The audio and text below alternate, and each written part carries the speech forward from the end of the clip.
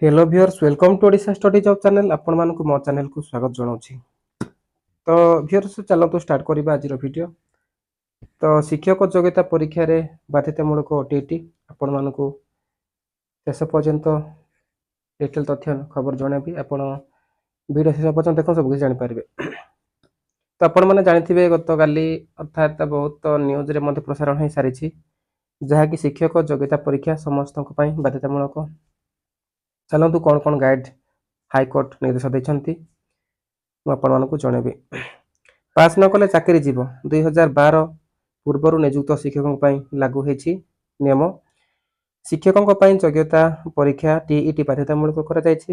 ଯେଉଁମାନେ ଟିଇଟି ପରୀକ୍ଷାରେ ଉତ୍ତୀର୍ଣ୍ଣ ହୋଇନାହାନ୍ତି ସେମାନଙ୍କୁ 2 ବର୍ଷ ମଧ୍ୟରେ ଉତ୍ତୀର୍ଣ୍ଣ ହେବାକୁ ପଡ଼ିବ। ଆପଣମାନେ ଯେଉଁମାନେ କି ଉତ୍ତୀର୍ଣ୍ଣ ହୋଇନାହାନ୍ତି ଟିଇଟି ପରୀକ୍ଷାରେ ସେମାନଙ୍କ ପାଇଁ ବାଧ୍ୟତା ବୋଲି ସୁପ୍ରିମ ଜଣାଇଛନ୍ତି ଆପଣମାନଙ୍କ ପାଇଁ। अन्यथा सेमानंकु आउ पदोन्नति मिलिबो नाही। पदोन्नति मध्ये मिलिबो नाही। एपरिक सेमानंकु बाध्यतामूलक अवसर दिया जाय पारिबो। जदि सेमाने ओटीटी पास न करन तेबे सेमानंकु बाध्यतामूलक अवसर मध्ये देवा पई कोर्ट निर्देश दैछंती। ए नै सर्वोच्च न्यायालय रे दायर होइथिबा एकाधिक मामला शुनानी करी जस्टिस दीपंकर दत्ता ओ अगस्टिन जॉर्ज मसीहଙ୍କୁ ନେଇ ଗଠିତ ଖଣ୍ଡପୀଠ सोमवार राय ଦେଇଛନ୍ତି। 2 ଜଣିଆ ଖଣ୍ଡପୀଠ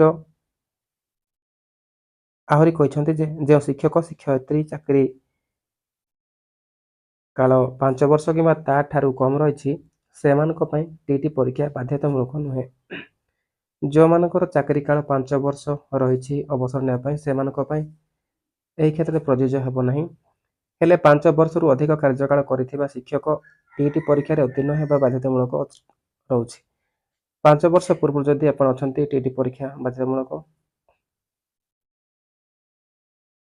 टीईटी बिना सेमानଙ୍କ पदोन्नति विचारକୁ ନିଆଯିବ ନାହିଁ।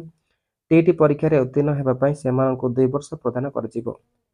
ତନ୍ମଧ୍ୟରେ ସେମାନେ ପାସ୍ କରିଥିବା ବାଧ୍ୟତାମୂଳକ ଫେଲ୍ ହେଉଥିବା ଶିକ୍ଷକ ଶିକ୍ଷୟିତ୍ରୀ ଚାକିରି ଛାଡ଼ି ପାରିବେ।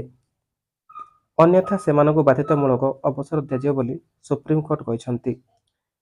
ସଂଖ୍ୟାଲଘୁ ଶିକ୍ଷାନୁଷ୍ଠାନ ବ୍ୟତୀତ ଅନ୍ୟ ସମସ୍ତ ଶିକ୍ଷାନୁଷ୍ଠାନ ପାଇଁ ଏହି ନିୟମ ଲାଗୁ ହେବ।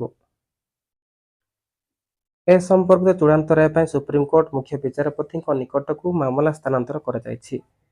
ସୂଚନାଯୋଗ୍ୟ ଯେ ଏହି ଶିକ୍ଷା ଅଧିକାର ଆଇନ ଆରଟିଇ ଅନୁଯାୟୀ ଟିଇଟି ପରୀକ୍ଷାରେ ଉତ୍ତୀର୍ଣ୍ଣ ହେବା ବାଧ୍ୟତାମୂଳକ ରହିଛି। ଓଡ଼ିଶା କ୍ଷେତ୍ରରେ ପ୍ରାଥମିକ ଶିକ୍ଷକମାନଙ୍କ ପାଇଁ ଓଡ଼ିଶା ଶିକ୍ଷକ ଯୋଗ୍ୟତା ପରୀକ୍ଷା ଓଟିଇଟିକୁ 2011 ମସିହା ଠାରୁ ବାଧ୍ୟତାମୂଳକ କରାଯାଇଛି।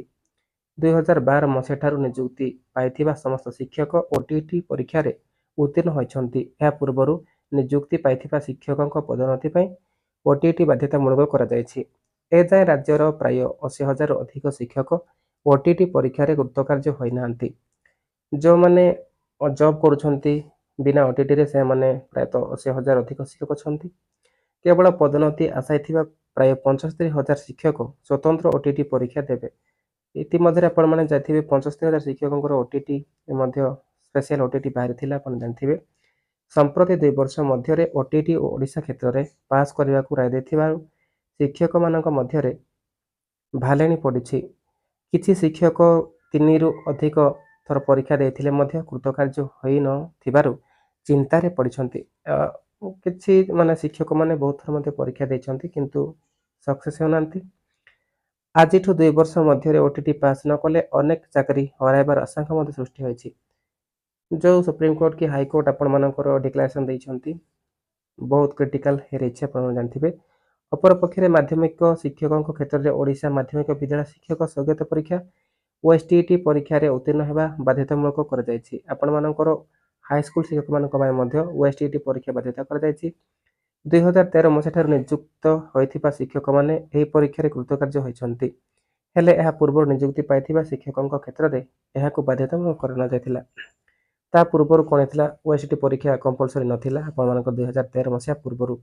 ସୁପ୍ରିମକୋର୍ଟଙ୍କ ରାୟ ପରେ ମାଧ୍ୟମିକ ଶିକ୍ଷକଙ୍କ କ୍ଷେତ୍ରରେ ମଧ୍ୟ ଏହାକୁ ବାଧ୍ୟତାମୂଳକ କରାଯିବ। ଓଟିଇଟି ପରେ ଆପଣମାନଙ୍କର ଯାହାକି ଓଏସଟି ଆପଣମାନେ ଜାଣିଥିବେ ଓଏସଟି ମଧ୍ୟ ବାଧ୍ୟତା କରିବା ପାଇଁ ସୁପ୍ରିମକୋର୍ଟ ରାୟ ଦେଇଛନ୍ତି।